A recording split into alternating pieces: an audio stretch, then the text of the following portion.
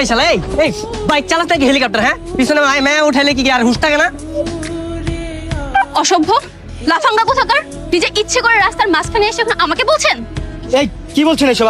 আপনি দেখে শুনে বাইক চালাবেন না। এখনই যদি আমার বন্ধুর কিছু হয়ে যেত?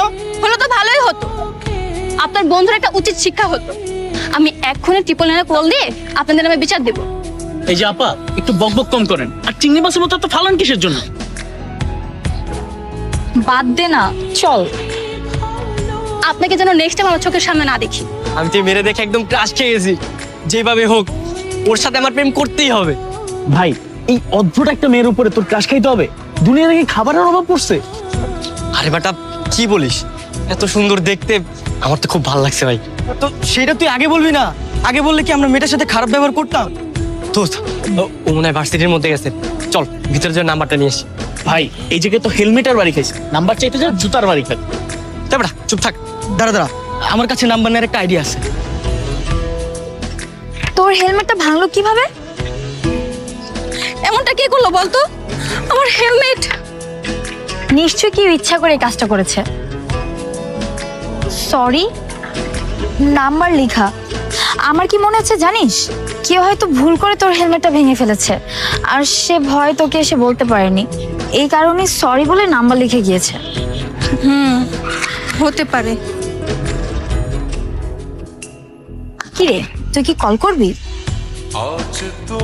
আরে না না, কল কেন করব? এই বেটাই কই? মামা, তোর ভাগ্যটা আসলেই খারাপ। শুধু শুধু 1 ঘন্টা নষ্ট করলি। নাম্বারটা তো নিলই না, উল্টা ফেলাই দিয়ে দিলি। সব অর্ধ। হ্যালো, কে বলছেন? আমি মারিয়া। আজকে হয়তো আপনি আমার বাইকের হেলমেটটা নষ্ট করে ফেলেছেন, তারপর আপনার নাম্বার লিখে গেছেন, তাই না? ও আচ্ছা, আপনি। আই এম এক্সট্রিমলি সরি, আসলে এই কাজটি আমি ইচ্ছা করে করিনি। না না, সরি বলতে হবে না। আপনি যখন আপনার নাম্বারটা রেখে গেছেন তখন আমি বুঝতে পেরেছি আপনি অনেক ভালো একটা মানুষ। যাই হোক, শুনুন, আমার কিন্তু সব মিলিয়ে 5,000 টাকা লেগেছে। ও আচ্ছা, তাই নাকি?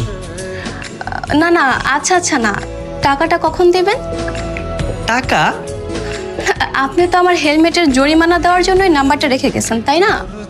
ও আচ্ছা, আপনি ঠিকই ধরেছেন। হ্যাঁ, জরিমানা তো দিবই আমি, সমস্যা নেই তো। তাহলে আপনি এক কাজ করুন, আমার বিকাশে আপনি টাকাটা পাঠিয়ে দিন। কিন্তু আমি তো টাকাটা সরাসরি দিতে যাচ্ছিলাম। আমরা তাহলে আগামীকাল দেখা করি। আচ্ছা, আপনি যেহেতু এত করে বলছেন তাহলে ঠিক আছে, আমি কালকে বের হব।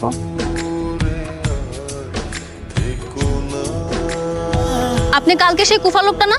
আপনাকে দেখার পর থেকে তো আমার সাথে অঘটন ঘটে যাচ্ছে। না মানে আমি আসলে জরিমানা দিতে আসছি। জরিমানা মানে? ওই যে গতকালকে আপনাদের হেলমেটটা ভেঙে গেছিল না, ওইটারই জরিমানা। তার মানে কি আপনি আমার হেলমেট ভেঙে দিছেন? না মানে হ্যাঁ আর কি, ইচ্ছা করেই ভেঙেছিলাম। কি ইচ্ছা করে ভেঙেছেন? না ওই আর কি, ইচ্ছা করে ভেঙেছিলাম আর কি, নাম্বারটা নেওয়ার জন্য একটু চালাকি করেছি। দেখলি কত খারাপ, আমার নাম্বার নেওয়ার জন্য আমার হেলমেট ভেঙে দিছে। আরে আপনি এত রাগ করছেন কেন? আমি তো জরিমানা দিচ্ছি, তাই না? লাগবে না আপনার জরিমানা, ফালতু লোক কোথাকার। এই চল তো। এই থামুন। আসলে আমি না ভুল করে ফেলেছি, আমাকে ক্ষমা করে দিন। আমি যেন নেক্সট টাইম আপনাকে আমার সামনে না দেখি। ওর তো দেখি সবসময় 101 ডিগ্রি রাগ উঠেই থাকে। ওকে পটাতে মনে হয় অনেক কষ্ট হবে। তো যাই হোক, তোমার পিছু আমি এত সহজে ছাড়ছি না। কিরে, সত্যি কল দিব? আরে দে বেটা, মেয়েদের তো স্বভাবই একটু এরকম করা, তাই বলে তুই হাল ছেড়ে দিবি নাকি? কিন্তু ফোন দিয়ে যদি গালাগালি করে আমি কিন্তু শুনতে পারবো না, তোরা শুনবি। কল দিয়ে সঙ্গে সঙ্গে মাফ চাবি, দরকার হলে পায়ে ধরে ফেলবি। মাপ চাবো মানে?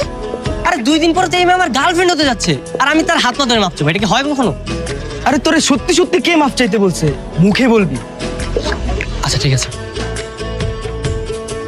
হ্যালো, আপনি আবার ফোন করেছেন? শুনেন না, আসলে আমি না খুব লজ্জিত, প্লিজ ফরগেট মি। কোনো ক্ষমা নেই, আপনি ফোন রাখুন।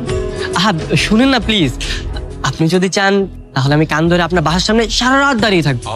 আপনাকে আমি ফোন রাখতে বলেছি। কিরে, কার সঙ্গে এত রেগে রেগে কথা বলছিস? হ্যালো, রং নাম্বার মা। ও